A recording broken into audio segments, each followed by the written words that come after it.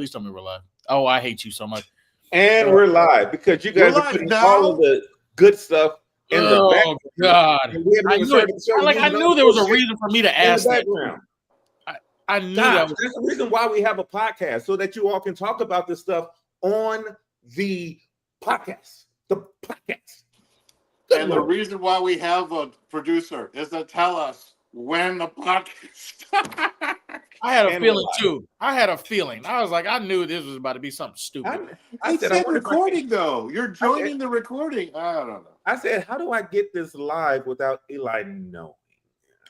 But he's always because I know how terrible you are. So I'm like, he messed this up somehow. And I'm like, no. And I looked up at the corner. I was like, I don't see that live going. I feel like we're just talking. Let me stop. That was good stuff. Like, Nicky wasn't even stopping. I was like, let me see if I can recreate it a little bit. So we were talking about the next 4 games of the Bears, right? Yeah, producer, do something productive. Go pull up. So let's go over the next 4 games of the Bears. New Orleans. No. That's not this podcast. This podcast is reviewing the past 6 games because on Sunday at Wingnut, we're going to talk about the next games. But this podcast is about the previous 6 weeks of our 3-2 beloved Bears. Eli, I thought you were the main host on this show. Why don't you do something instead of stuffing your face and lead this podcast? Thanks, guys. First of all, I didn't even have, you know what? Anyways, Nico, I'm enjoying Chinese food because I had to order some, you know, they call it St. Louis fried rice, but I don't care. Chicago fried rice, because there's a lot of places that don't have like good Chinese food down here. We found an okay one, and I'm enjoying it because I am missing Chicago a little bit. You go frequently, so that's not me. So you can't say you miss it. So I'm just going to enjoy my fried rice, but you're right. Well, let's talk about Monday. Look, you know, Monday was a big game, right? Monday was stressful. Monday was stressful. Look, there's no such thing as an easy win against the playoff team in their home court. Okay, I'm sorry, there isn't. Right? They're a playoff team. They actually probably improved in the offseason, and they were playing in front of their fans. There was no version of, oh, we're going to blow them out. Now, that being said, you could have. You know, if our producer can help us out with what Washington Redskin legend defensive back gave the following synopsis, that if it wasn't for the refs, Washington was going to get blown out on Monday, which I don't even know if Washington fans can ostensibly deny it, right? I mean. Obviously, the biggest play of the game the refs interfered in was a what was it? What was the touchdown? It was what was the penalty in the touchdown? It was some phantom illegal formation. Where you would really have to like. He said Theo Bennett was lined up wrong, but like even on the broadcast, Joe Buck, Troyman, when they even called what's that executive head ref that they call in all the time. Even he was like, no, they got that one wrong. They just got it wrong. You're on mute. Terrible producer. London Fletcher? Nope, it wasn't London. No. All right, go back. All right. But yeah, no, they even called it back. And it's like when you're talking about you're taking touchdowns off the board, not just like a couple points. You're taking a whole touchdown off the board for some phantom thing. And it's like, based on what? I don't like this. It's just amazing to me when I see stuff like this, and like there's no like repercussions for it. Like there's no repercussions. It's just, oh yeah, we messed up on the call, so be it. If we lose that game, like for some of those things, then it's like, no, y'all need to get fired. Like y'all deserve to get fired. I know that the coaches can't talk about, the players can't talk because they'll get fined because you never want to attack the refs, which I don't understand that either. I don't know why that's a thing. Like. They should get called out. You call out refs. I'm sorry, you call out coaches, you call out players, you do all this stuff to them, but we can't touch the refs. We can't touch them at all. Green. What's his name? Darrell Green. What's the legend? Okay. Yeah. And so he literally made the comment. He was like, he feels bad that the Commanders lost, but they would have lost by a lot more if it wasn't for the refs. The refs helped them. When you're talking about offensive pass interference, which never gets called, never. And all Colston Loveland did was a little love, like it didn't even tap him. Like it's a 5-yard push off, which is legal. It's a 5-yard push off. You can have contact at 5 yards, and you're saying offensive pass interference. You just took 15 yards off the board. Like we have 15 yards on that play, and you said, "Oh, that doesn't count." Like it was really egregious. Like, and I'm just like, Caleb Williams is getting hit after the throw, but there's no pass interference. But you can't even tackle out the legs, and this man, we're gonna throw this. This like it was despicable. I was watching that with so disgusting. When Daniels got four separate occasions roughing the passer penalty, which is 15 yards automatic, right? And the one that really irked me was when Sweat barely touches his helmet, doesn't knock him to the ground, doesn't do anything, automatic. I'm sitting there thinking, when did Daniels start getting the, Mahomes treatment? Right? When they're playing in Washington. When they're playing in Washington. Can I throw a stat at you that I find very fascinating? So Mahomes over the last 5 years has received more roughing the passer penalties than 45% 45% more than the second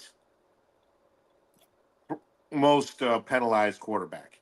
In other words, he's getting that call almost 50%, almost 2 to 1 times more than the second most. So in other words, it's just more egregious look-sees that he's getting preferential treatment from the NFL. Us growing up in Chicago in the 90s, we used to remember the old Jordan rules, right? Michael Jordan, you can't touch him. He's going to get a penalty. He's going to get a foul. But he earned that. And, there was probably some truth to that. He earned it. But I don't care. He earned it. Whatever. Look, he took a beating in the 80s. I don't care. Like, no. I'm sorry. But let me ask you a question. Did Mahomes earn it, right? I mean, they could make an argument. The argument back then with the Jordan rules was we can't allow Michael Jordan to get destroyed for a season. The ratings will go down. It costs us money. That was always the argument. We can cut the hair any way you want, but he did get his fair amount of foul calls in his day. Mahomes is getting his fair amount of foul calls. So you have to look at football, even though it's bigger on a national level than other sports. You're still talking about a regional sport at best, right? And so if you compare it to like baseball, NBA, it's a little bit. Well, hold on. Let me. You have a small market like Kansas City. They can only get a national spotlight if they're in this national spotlight. You put them on prime time, sure, but you can't put them on prime time, and you can't get that market without getting them to the Super Bowl. So if you have somebody who they put a talent in and they can get them in there, and you just have to push the envelope just a little bit to get them in the Super Bowl, now you got a national market for a smaller market team. And then you can just keep running with that. And I think that's what they're doing because they're seeing their ratings going. And then you got the Taylor Swift drama with it. You just add that stupid shit with it. And I mean, here you got a recipe for disaster for real NFL fans. I don't know. It's just here we go. Well, here's my take. Obviously football is supposed to be a contact sport. You have the ball, the other team is supposed to have a chance tackle you, right? We have the most disturbing thing about football that's transpired over the last 5 to 10 years is, man, you can't touch these quarterbacks anymore. Yeah. And now we're starting to see this complete divergence of, well, he's one of the stars of the NFL. Now you really can't touch him. Right? The statistics on Mahomes' preferential treatment on roughing the passer It is clear as day. There is no debate. There's no statistical inference. He does not throw significantly more than others to justify this. Mm-hmm. But now you're starting to see Daniels get some of this, right? Yeah.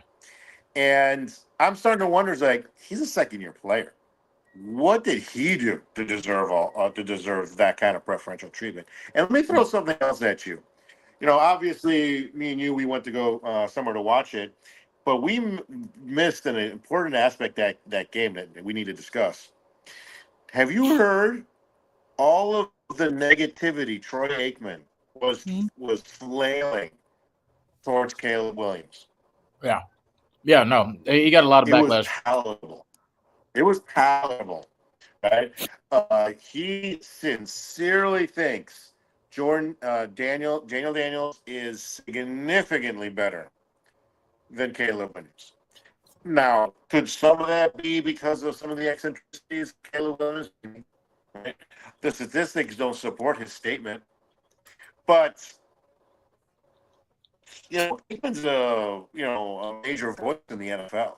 If he said they're saying that stuff out loud, I think we should be prepared to see Caleb Williams get crunched and no flag and the flag stay in the holster for a little while, anyways. I think that's going to be what's going to be happening for the next months.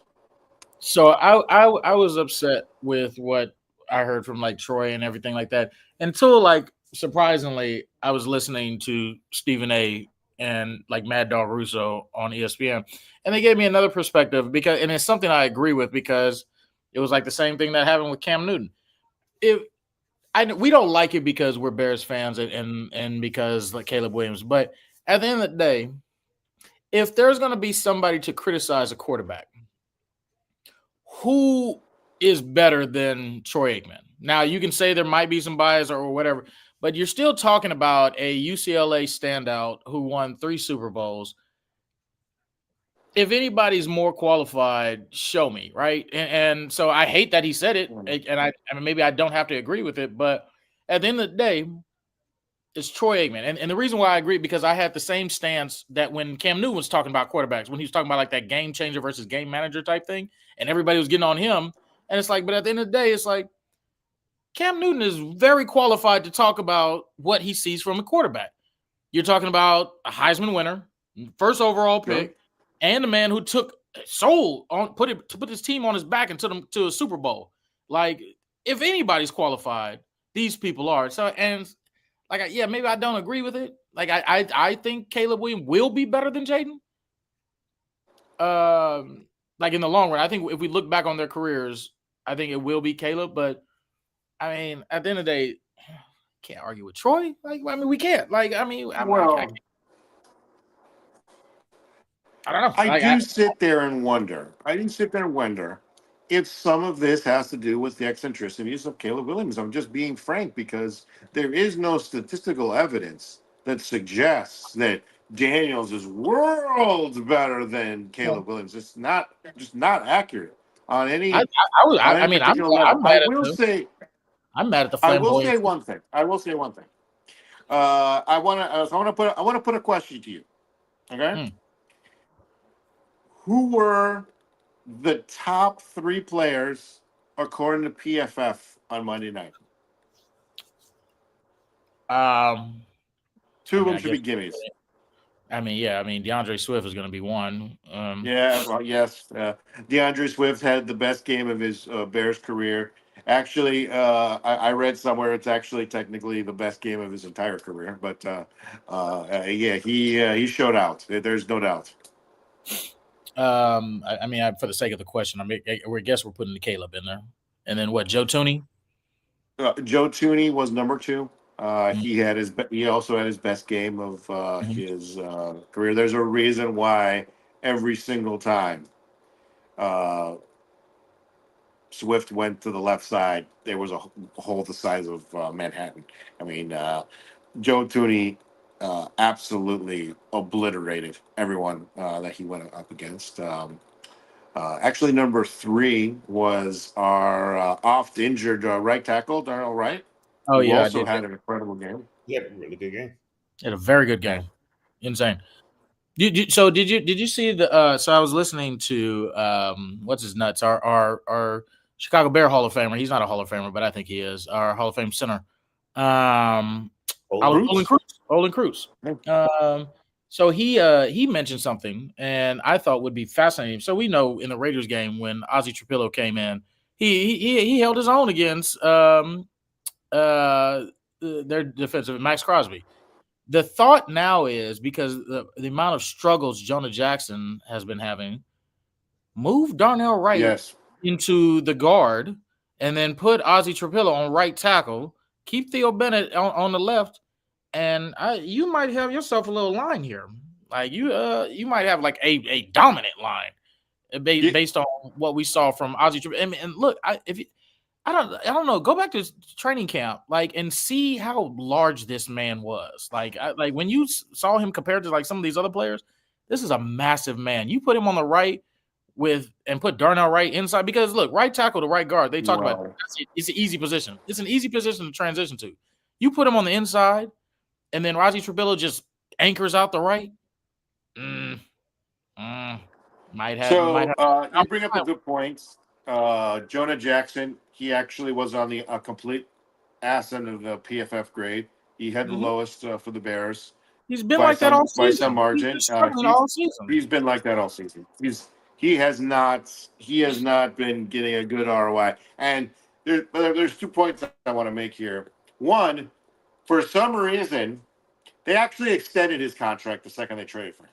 Yeah. Right? Now I think that was a Ben Johnson. Some of it has to do with manipulating the salary cap a little bit, right? Mm-hmm. But long and story short, they're stuck with him for at least another year. They're stuck with him, okay? And unfortunately, we live in a world where if you're paying someone, you got to pay them, throw them out there. Secondly, to your other points, moving Darnell Wright to guard. Darnell Wright had his best game of the season. This is not when you move him to guard. This is when you hope he stays healthy the rest of the year. Because from a performance perspective, he is borderline Pro Bowl capable at the right tackle position. Right? I mean, there's a reason why Trapillo was mostly at left tackle during preseason. And I'd like to see him get another shot at left tackle now. I mean, I really think that's probably the best way to go. And although I do hear you, like Jonah Jackson's been struggling, right? I don't know what the solution there is per se. But aside from the fact that let's be frank, the offensive line has improved every week. Mm-hmm. Across every single metric, the offensive line has been dramatically better than it was last year, right? Yeah. No, making drastic changes now is not doesn't make sense from a totality perspective. I think it does, and then simply because, like I stated, like I'm not trying to solve the right tackle position. Like Darnell Wright is obviously posted his best time at right tackle. I get that. You're trying to solve the inside. You're trying to solve the Jonah Jackson problem. Ozzie Trapillo can't solve the Jonah Jackson problem. Like he's never played it. Like Darnell Wright has some flexibility on that one.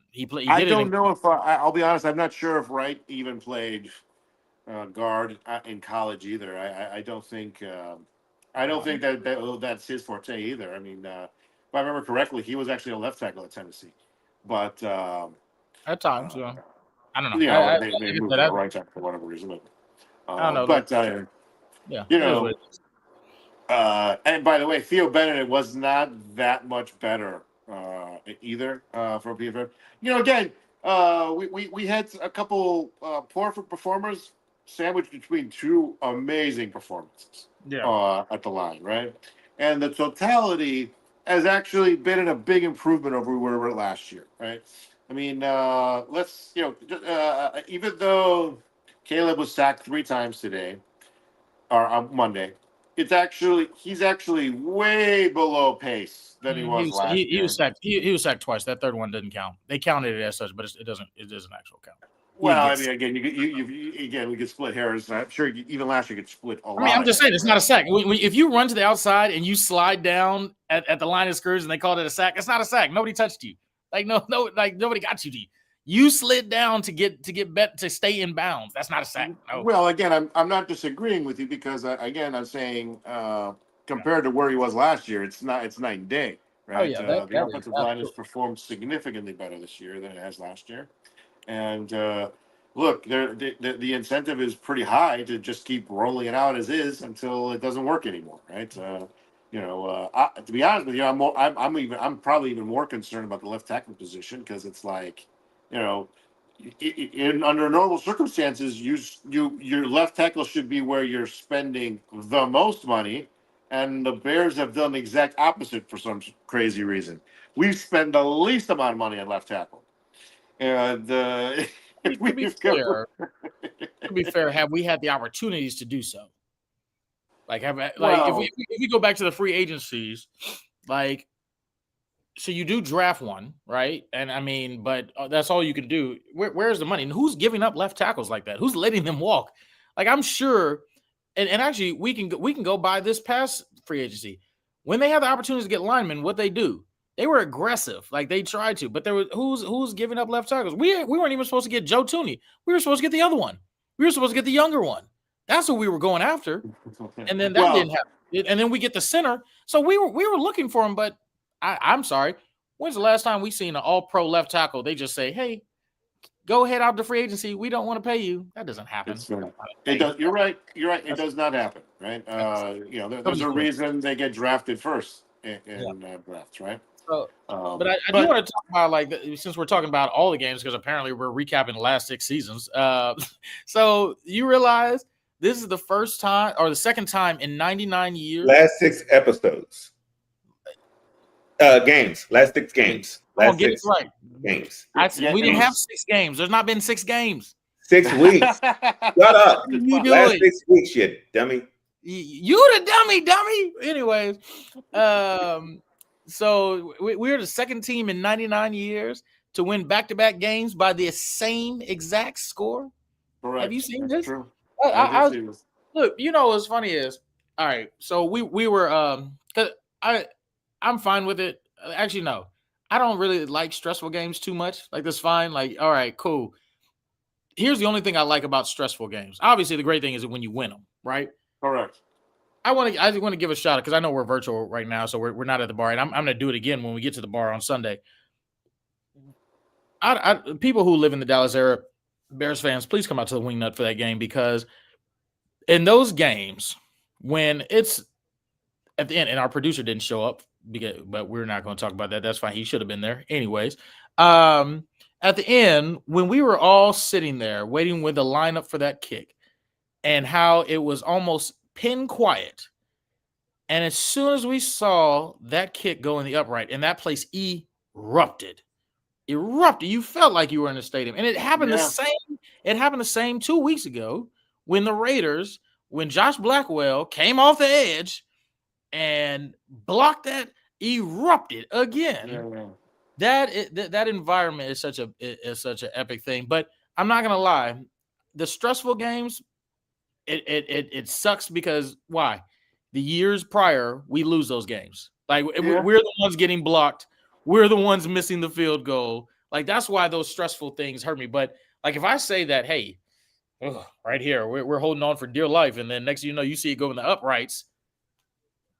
Good. Like it just feels different. It feels really different.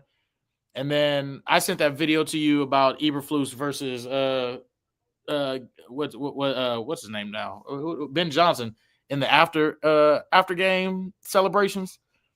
Dude, it's I love the energy. It's fantastic. This is that's an important point because obviously that video juxtaposed Eberflus's post game victory speeches where he looked like it was a seminar. Valedictorian speech at your junior high. It's like a get help seminar. What is this? Like this is boring. And then you have Johnson acting like he's an extra on any given Sunday, like ready to bite into a beer and shotgun it. Like it was the energy is absolute complete black and white, and obviously there is this palpable perspective that the players really want to play for Ben Johnson. Did you hear what happened to DJ Moore? There's speculation of what it is. No, there's not speculation. They put him they put him on an ambulance and sent him to the ER. What do you think it is? It's a it was a growing muscle pull and a really, really bad one. It's a really, really bad one. No. It was worse than that. It was torsion. Well, Yeah. Whatever it is. Yeah, he so stayed in the game. they actually talked about it because they talked about it because so they told reporters not to announce it because it was a personal issue. So yes, it was in the groin area, but no, that man had testicular torsion. I don't know if can I say that like that? Yeah, that's a like professional term, right? I don't know. But what does it all mean? It means, I hope he had all he the kids. ripped his balls. I hope he had all his kids he was planning on having in his lifetime. But I digress. His daughter is beautiful though. Like she's so precious and so cute. I remember on Hard Knocks. I remember you saying to somebody, "It's like, oh, should I watch last year's Hard Knocks with the Bears?" And you said, "No." Oh yeah, like, yeah. No, I did appreciate watching the DJ Moore with his family right when he signed his extension. That was that was the one episode I liked. Yeah, no, and like I'll give that credit. Like that's fine. What like that was a very touching episode. But everything else, like Matty Eberflus, his new beard. We talked about it. Eberflus was the most boring man on earth, and I'm telling you right now, I bet you there's some producer in HBO that says, "God damn it, why didn't we wait till this year to sign up the Bears?" It would have been the season would have been again night and day, right? You had this hot coach on the market who has this crazy personality, and the second year of Caleb, new free agents, a bunch of them with much more significant personalities, and like I said before, the performance that I really believe, okay, put it in the non-Swift category was definitely Joe Thuney because, again, he's supposed to be the leader on offense. He's the new veteran, right? And last year, one of the reasons we kept losing all those close games is because we had no veteran leadership. And here we are. They signed a couple of veterans, one on offense, one on defense. Two close wins in a row. Yep. I defy anyone to tell me on a statistical metric why those are not related. I think they're completely related perspectives. No, I think there's a lot going on. I mean, it's showing a different culture, and it all kicked off with kicking the Cowboys' ass. Like so, all this momentum has kicked off, and I don't care. We live in Dallas. I'm gonna do it because they were talking, and I was listening to Big Cat. He was on ESPN one time, and he actually was talking to Waddle and Sylvie, and he was like, he had this theory that if this game is like the get right game, that can have a snowball effect. Sure. And here we are.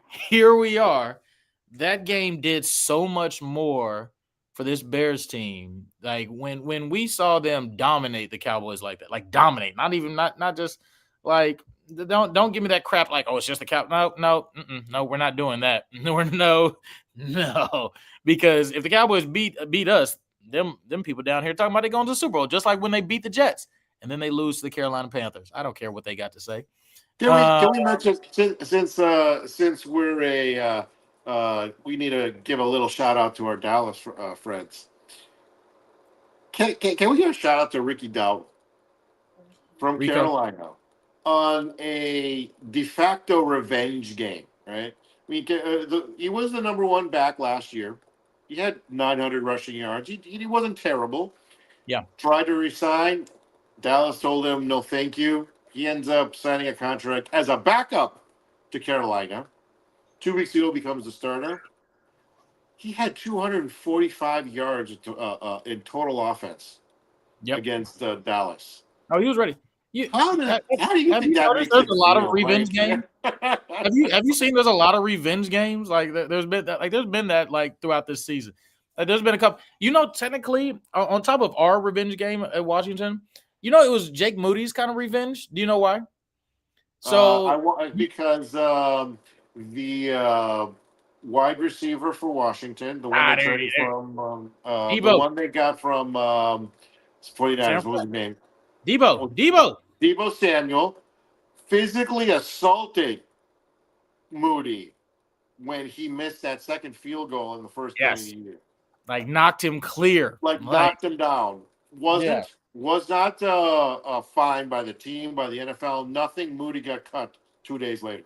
Nope. And I'm sitting there like, that's horseshit. And I feel really good for him because, he goes, let me mention about Jake Moody. First of all, he's a national champion for Michigan. Third round pick. Third round picks for running back for kickers is basically like a top 10 pick for every other position. Correct. Okay. I mean, You can count on 2 fingers kickers who were picked earlier. Okay. Mm-hmm. And so he's a third round pick, national champion, went to a Pro Bowl, went to a Super Bowl, has one bad preseason, one bad game, and they tell him to get out the hell out. You're out, bro. After he was assaulted by a player, by a teammate. Yep. And I'm like, can you imagine just from a mental health perspective, what's happened to your head when that snowball happened? It's like, what the fuck? Like, I had a bad day. Anyone can have a bad day. Had a bad day. Yeah, he did. But hey, look, he recovered himself. He recovered himself. Like it was no, I mean, look, I guess that so there were a couple of people were saying, and some other ones said no, they're not really. Do we have a kicker controversy again? Are we going through this again? Well, that's an interesting question, right? Because there were some people last time we had a kicker controversy. I hate Santos does not have a strong leg, right? There was a reason why he was. I want to say he was drafted in the 6th round. I could be wrong, but I don't know how. Again, there's also a reason why Moody was drafted in the 3rd round. He has a very strong leg, and they're like, well, if he has the better pedigree and he's actually performing, I wouldn't be shocked if he stays our kicker the rest of the year. I will tell you one thing right now. I would not be shocked if all of a sudden this ailment that Santos has lingers for a couple extra weeks. We can't figure out why. That's what happens, right? There's an injury. Oh, sit down. Rest. Don't worry give about it a couple more weeks. Give it a couple more weeks. Yeah. He bought himself a couple more weeks. I assure you. Like, you got the game ball, got lifted on people's shoulders. I assure you, they're not planning on cutting him anytime soon. What's funny? So the funny thing about Chicago, which I've always loved, and I've said this about like a lot of things. I think we've even talked about it. In the sports world, it doesn't take much to become a hero in Chicago. Like it really doesn't. Like I don't feel like we asked for a lot. Like because here's the thing, Jake Moody's going to go to Chicago. That man's not going to have to pay for another meal and drink for this whole week, for at least this whole week. He's going to be able to walk into any restaurant and get his stuff. Because I mean, that's a hero. Like him doing that, a walk-off kick like that. Oh, he's instant hero for us. Can I tell you a reason why I think that might not happen as often as you think it will? Because and there's memes making fun about this right now. Someone's gonna walk in. He's gonna walk in somewhere, and someone's gonna say, "That's Mr. Trubisky." Fuck you! I'm spitting in your burger. Get the hell out of here. Yeah, Mitch, I love it. I'm sorry. He does. If you told me they were brothers, I would believe you. I wouldn't even without a second thought. That was hilarious. When I was looking at him in his helmet, I was like, "That's Mitch." What is Mitch? No. Yeah, let's because it's also not that hard to be a GOAT in Chicago, and Trubisky's one of ours, right? I mean, let's call it a spade a spade. Can you imagine? I mean, I don't think there is one that's in our lifetime who's a bigger GOAT than Trubisky right now in Chicago Bears lore. I don't think there's one. I have to really think about it. Maybe Mr. Double Doink. Maybe. Oh my God, he can't step foot in Chicago. He would get murdered. Actually, they already said he got like death threats. Like when that happened, he got those threats. No, he can't step foot in Chicago. There's no way. Mm-mm. No, like literally, like we go back to it. If we beat Philly, we win the Super Bowl. I don't care what anybody says because the road to the Super Bowl goes through who? It then goes through us because LA has to come to Chicago the very next week, and we already beat them earlier in the season. And then what do? We go to the board. Like the Patriots were not that good that season. And then so we meet the Patriots in the Super Bowl. Oh, okay. With the number one defense? Again, I don't know. I believe it. It's still Tom Brady, so I'm not going to go that far. But yeah, I mean, look, hey, going back to what we were just saying about Moody, Jake, one bad day, and everyone hates you forever. You know, you could have multiple good seasons. Again, I mean, think of it just this way: the guy's got a national championship ring. Right? There's people from Michigan who live in Chicago right now, who saw it. So sit there and say that all of a sudden he's like the Antichrist. A couple bad games, like I don't know. It's being a kicker is not an easy profession. Like you're either perfect or you're either perfect for your craft or everyone hates you, and that's a hard way to live. That's a hard way to live. Here's the other thing about the kicker piece. Cairo Santos has been in the league for 12 years. Jake Moody been in it for 3. Correct. I'll take the young lay over it. I'll take the young. I'm telling you, I will not. I'm telling you right now, the Santos injury is going to linger a couple extra weeks. I would not be shocked if a couple more weeks, kind of like this one, they look to make a decision to switch over. I mean, there was a reason he was signed off the waiver off the practice squad when he was sent on waivers earlier this year. And I don't know if San Francisco's on our schedule this year, but that would be a fun one to watch. I don't think so. At least I don't recall.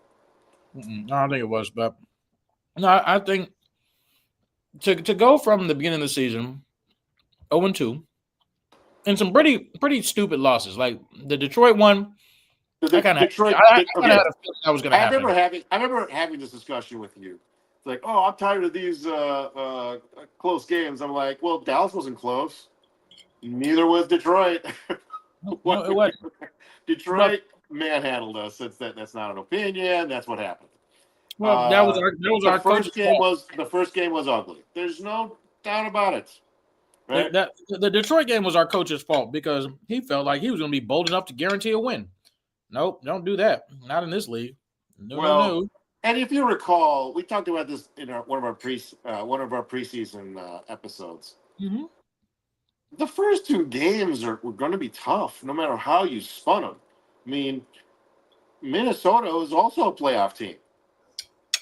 We had no reason to believe we were going to win by more than 1 score against Minnesota, and we lost by 1 score.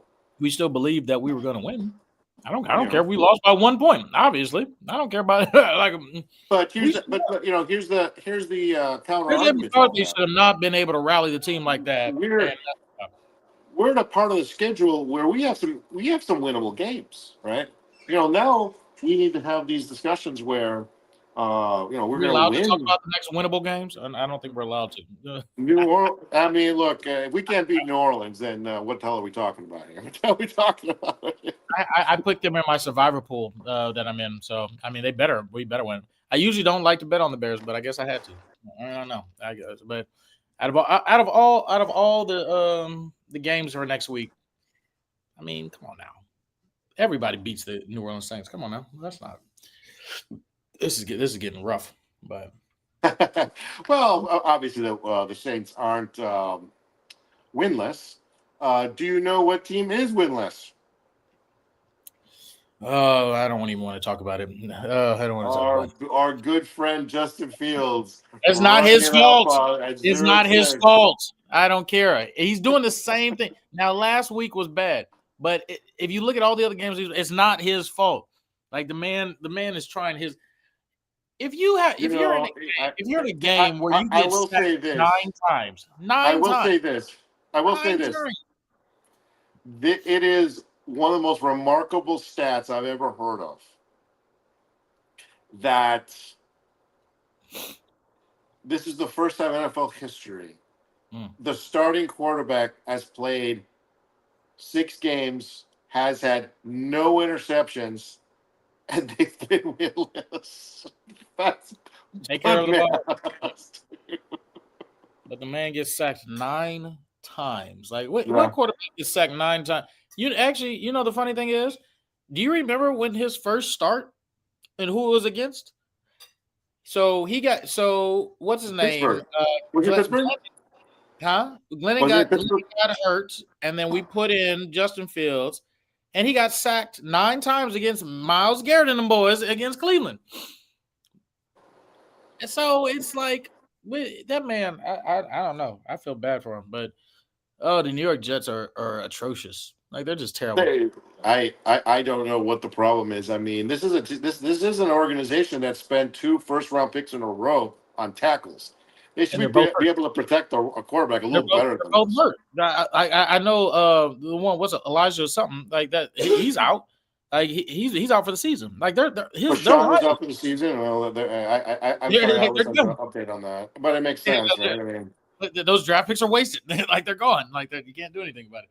Speaking of those, if we win, or when we should win in New Orleans, do we start hitting up the trade market? Do we look at some of these players out here? Can I ask you a question though? Because obviously one of the running backs was someone. There was a lot of rumors about Kamara. Yeah. Mm-hmm. After what Swift did on Monday, do you care about going around grabbing Kamara anymore? Yes, because he's not a workhorse. You can't make him do that every single game. Yes, I still want Alvin Kamara. I still want Breece Hall because look, all right. Especially this is the same logic as the Darnell Wright moving to guard.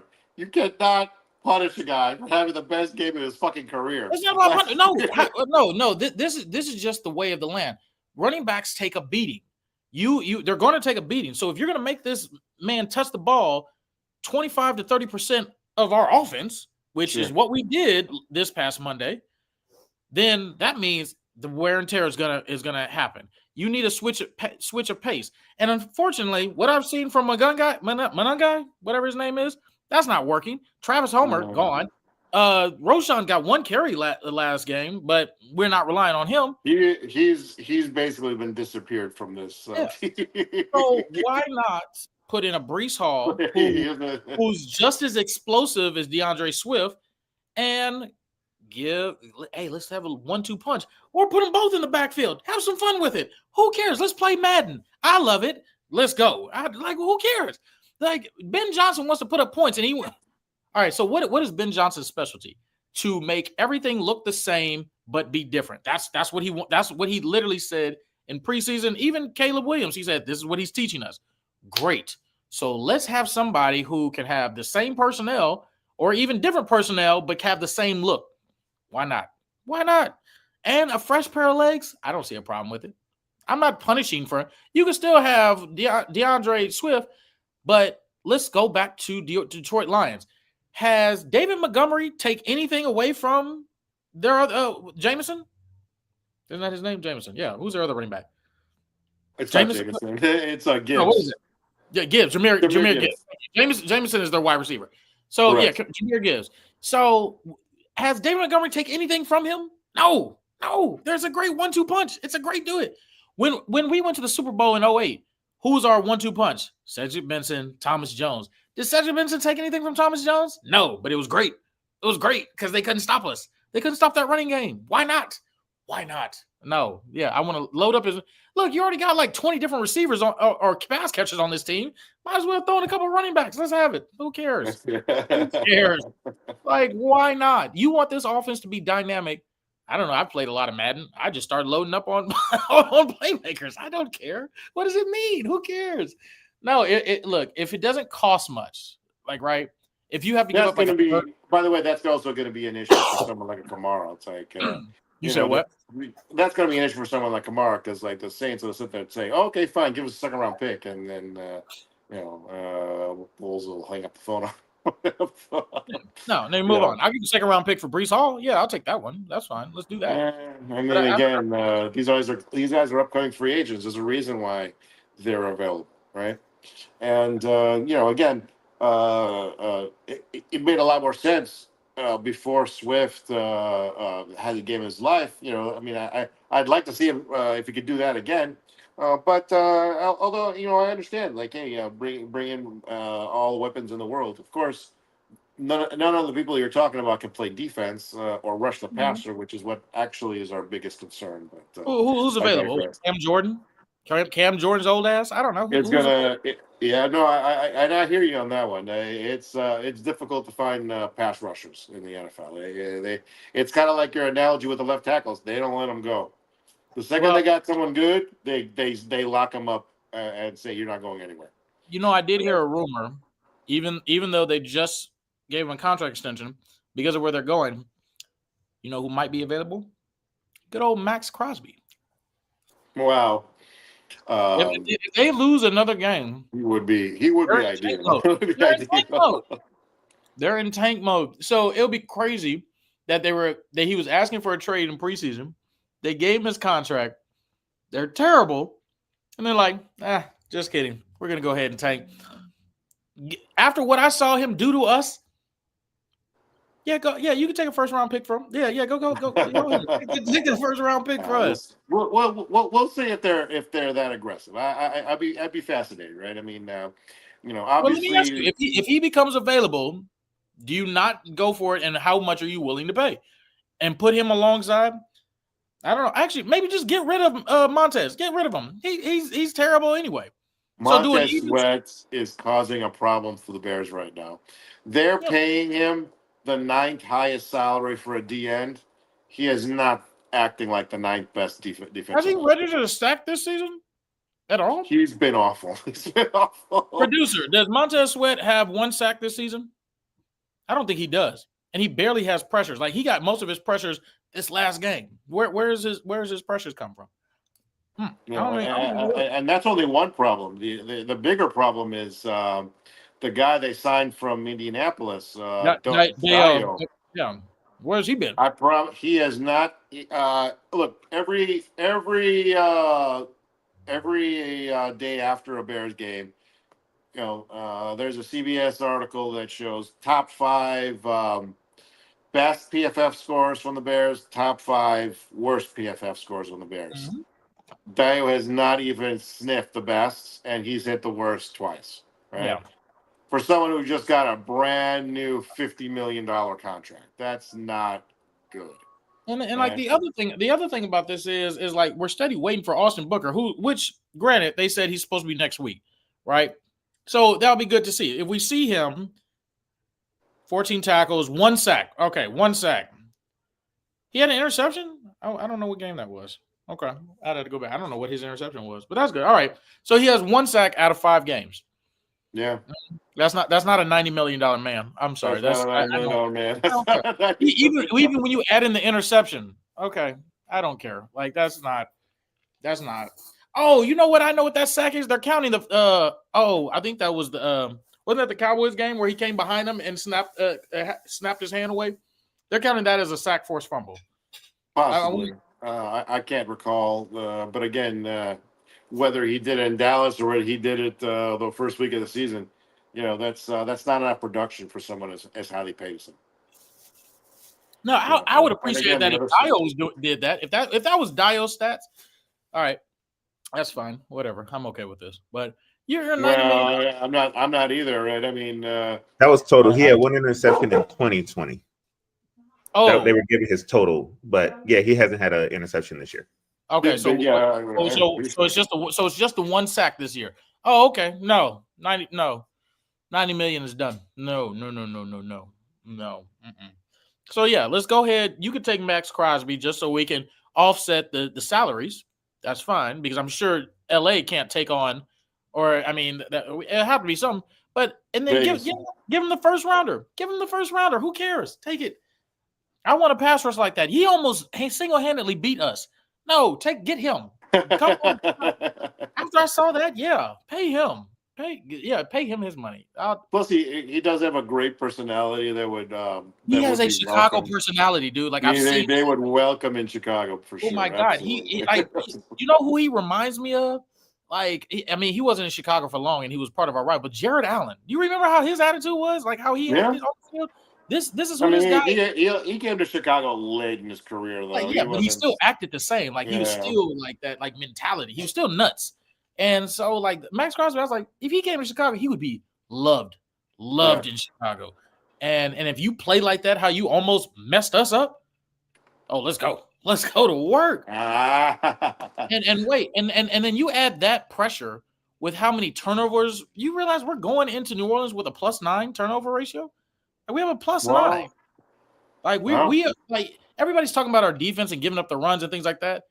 People forget. You realize that's the same stats that Lovey used to do? Like we literally had a bend but don't break. We gave up a lot of yards under his regime. But the one thing that we did, we were always double-digit plus in the turnover ratio. Yeah. We were always.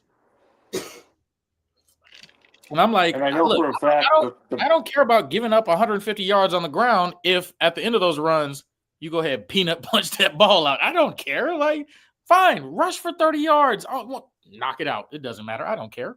None of that. Nobody cares. No, it's like the old Tampa 2 defense. Bend, don't break. Yes, that's it. Like everybody's talking about our defense, like how it just gives up yards. I'm like we got 3 turnovers even in that game, and even if you don't want to count the one where it slipped out of his hands, there's still 2 in that we got in the first half. Like I don't know. And the great thing is, Caleb Williams is not turning over the ball. That man has 2 interceptions all season in 5 games, only 2. The man is taking care of the ball. I'm not. Just give me a pass rush. Just give me a pass rush. That's it. And I'm happy. Well, a lot of teams could say that. To be frank with you, I mean, what's the running joke right now in Dallas? If we only had a pass rush, Dak Prescott's been amazing, and it's true. No, wait, it's different though because they're not even turning the ball over. Dallas just sucks all the way, right? Like they're giving up points and they're giving up yards. They're giving up everything. I'm saying right now, Dak Prescott's okay. Right, so currently. QB7 is Caleb Williams. He's been having a phenomenal year. He's exceeding expectations. QB2 is Dak Prescott. That's great. This is good for them. Hey, that's good for them. They're still giving up 400 yards a game, and they're giving up points. Again, I'm not disagreeing with you, but I'm just saying he's been phenomenal. And of course, now all these if Dallas is like screams like, God dang it, why don't we have a pass rush? You traded your pass. I mean, just could you imagine with the rate that our DBs are picking the ball off, and you just add just some actual real pressure? Yeah. I mean, I'll go so far as you probably looking at another 2018 Chicago Bears. Like that's what you're probably looking at. The amount of turnovers that we're taking, and you just add that little bit more.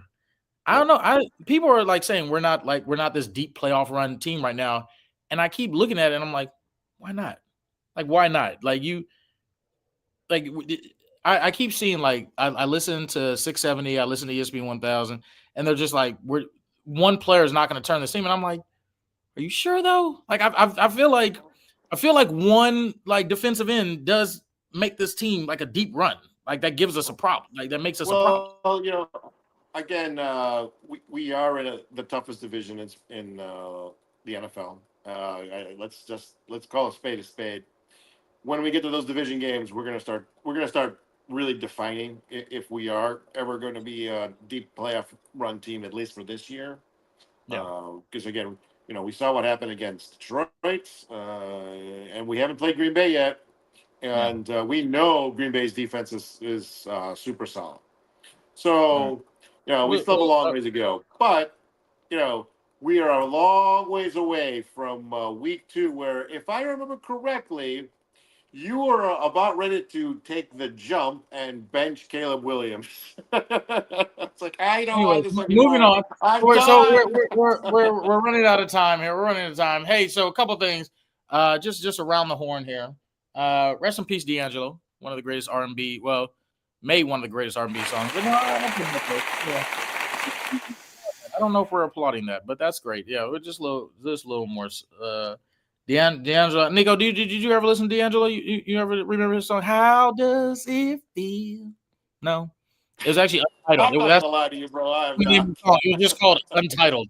Me and those dreaming eyes of mine. See, look, that's where the producer comes in. Are we saying that's the next karaoke song? Is that what we're saying?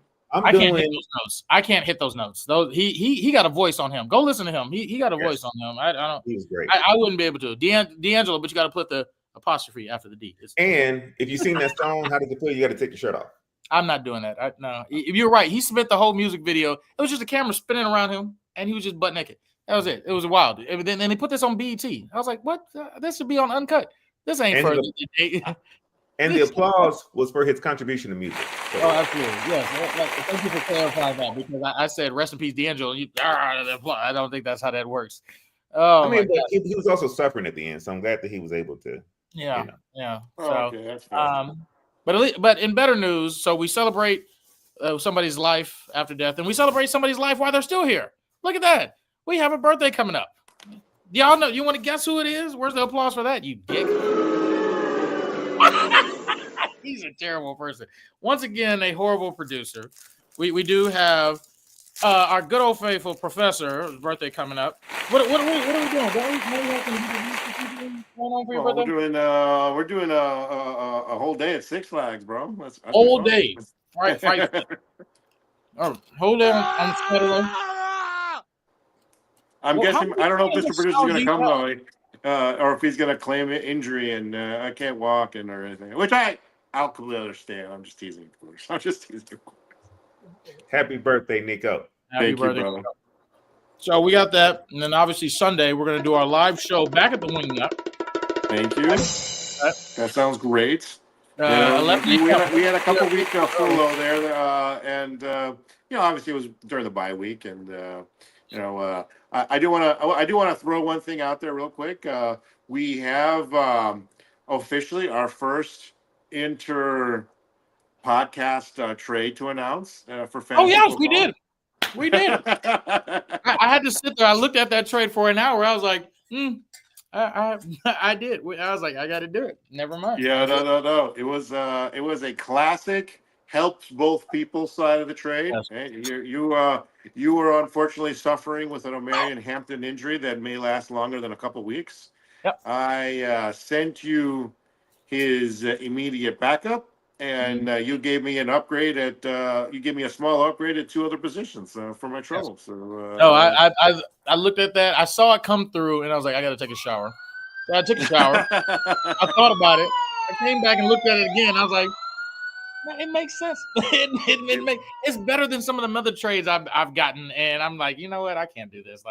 But no, we'll save it for a different episode. But there is an art of getting trades off the ground, and I think the basic art is, don't send a bogus bullshit trade to start conversations, because that just pisses people off. It just pisses people off. Somebody with good faith. I mean,